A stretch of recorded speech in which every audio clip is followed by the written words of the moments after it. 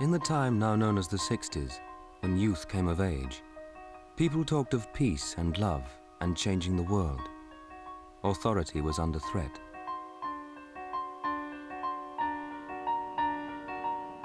But in August 1969, it was clear that an era was ending.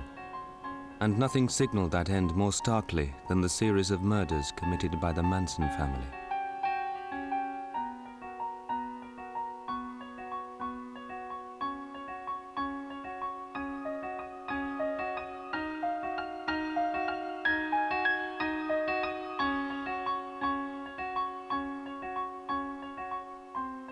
On one weekend in August, 5 members of the Manson family slaughtered the occupants of 2 houses in Los Angeles. In Hollywood, they left behind 5 dead bodies, including the actress Sharon Tate. On the second night, they left a fork planted in the chest of one of their victims.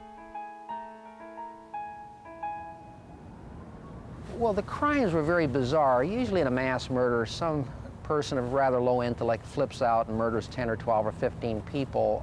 Here, when the murders first took place, they called them the Tate murders. Everyone called them the Tate murders because of Sharon Tate.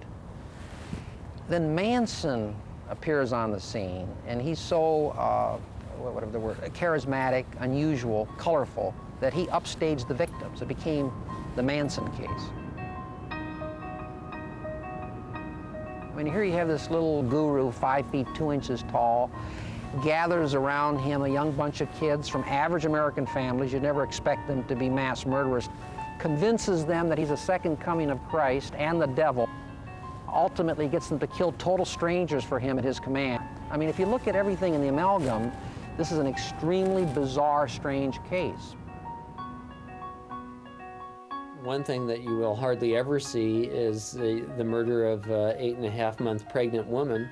And not only was Sharon Tate stabbed, but while she was still alive, she was hung from the rafters in her living room. That's something that you can never get over. That's one of the worst things I've seen as a prosecutor. I would describe Manson as an instrument of the evil supernatural. The crimes are just sort of the fruit of the tree.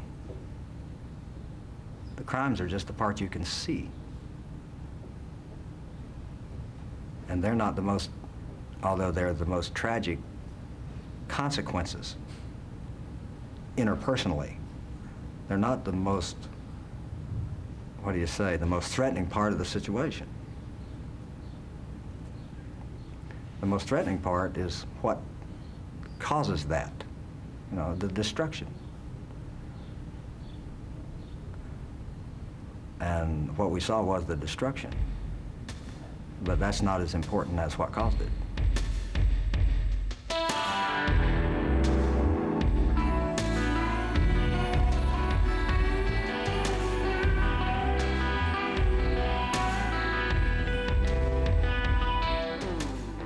Manson and 23 followers, mostly women, were arrested in Death Valley, one of the remotest parts of the United States. Manson had taken over a small ranch house, and to the outside world, his family looked just like hippies.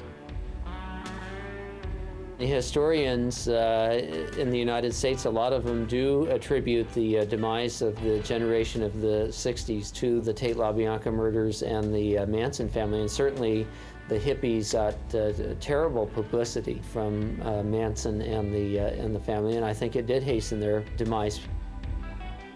Before, they were kind of just druggies, free spirit, throwing flowers around, taking their clothes off, free sex and stuff like that. But then after the Tate LaBianca murders, people became genuinely afraid of hippies, which was misguided, but that happened.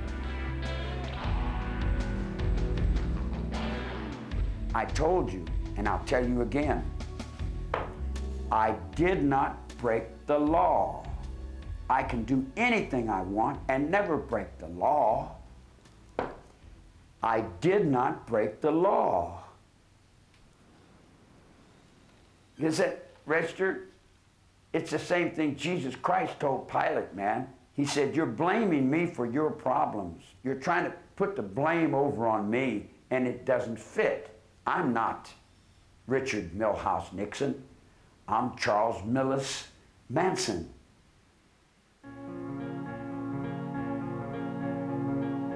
To those in power, to the parents of the 60s generation, it seemed by 1969 that America was at war with itself.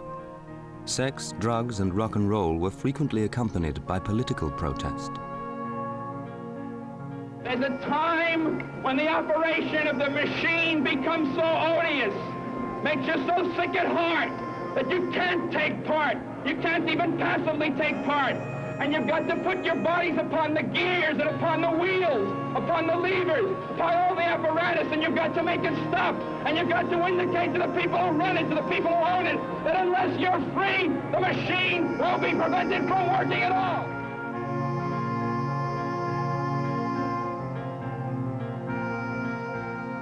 Rioting students, violent confrontations with the police, and the endless public protests against the war in Vietnam were all giving the 60s a bad name. It's as if there was an expectation of an apocalypse and a series of dress rehearsals for it. There was a sense of doom in the air, and a good deal of that had to do with the Vietnam War, the polarization in the country over the Vietnam War and over drugs and the drug culture. Overall, there was a sense of anticipation, almost a hunger for an end. And the culture was full of intimations of endings.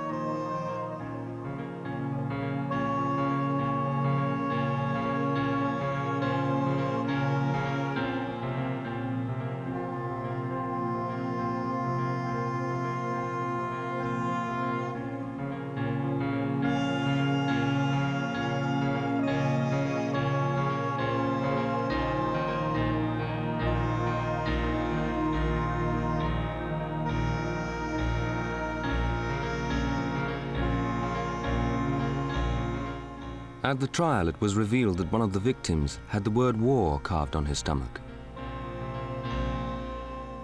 Leslie said, yeah, I killed her. And he said, why did you kill her? I said, I killed her to stop the war. He said, what did you think about when you killed her? I said, well, I said, at least you won't be sending your kids to war. Why don't we do it in the road? And then all these kids are out here doing it in the road, you dig? And then you're singing all that stuff and saying, well, it's all Charlie's fault. Hey, man, I didn't write the songs.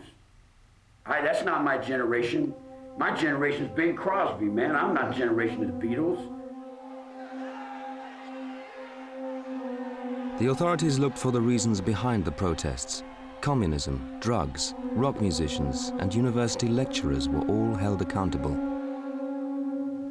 They didn't want to face the fact that their products, their children of the system, would do this.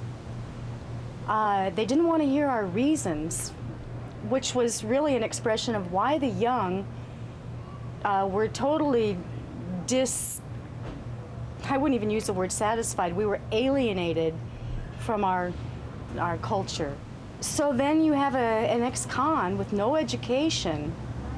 Who would be better to blame for the behavior of America's own children? So even though during the trials, the defendants, the female defendants, were very willing and capable of saying why they killed the people that were killed. Each woman had her reason for doing what they did. Say if I had been there in body, then my emphasis would have been maybe different. They didn't want to hear it. They made Manson the culprit, the bad guy, the demonic manipulator of these poor middle class, upper middle class children. They said that he wanted power and that he wanted to be a star in music, which is such baloney.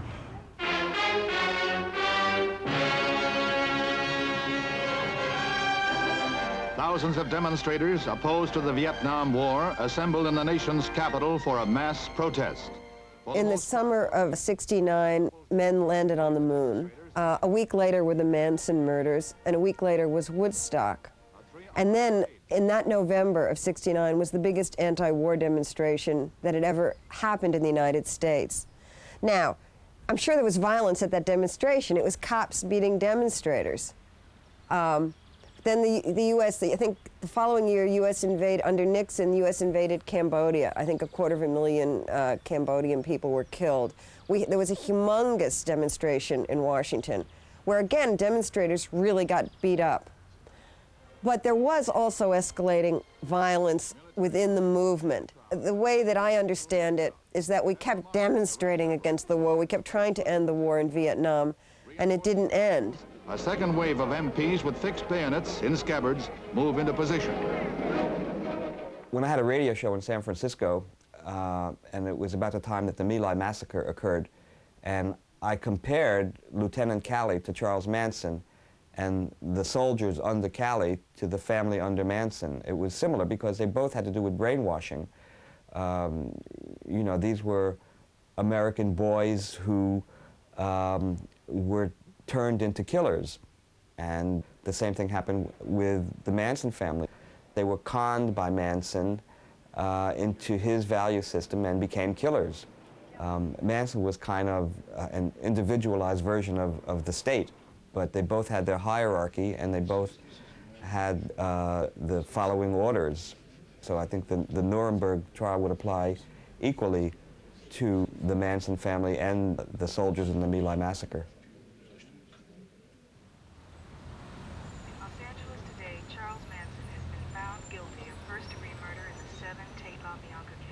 Every day during the trial, Sandra Good and other members of the family sat outside the court. This is where they heard that Manson and their friends had been sentenced to death. 1944, I went into a judge that was the same judge that was in Nuremberg, that was hanging Hoffman soldiers over there in the war. I stayed in the judge's robes under Dr. Hartman. I'm like his little boy. He raised me all my life. Everything I know, I got inside. I don't have any parents. I don't have mothers and fathers and family unit like you guys do, you dig? I live in prison. I was raised inside the judge's body. I'm in the judge's robe. You've all judged yourselves poorly. Are you guys proud of a system where a man cannot defend himself? Are you proud of it?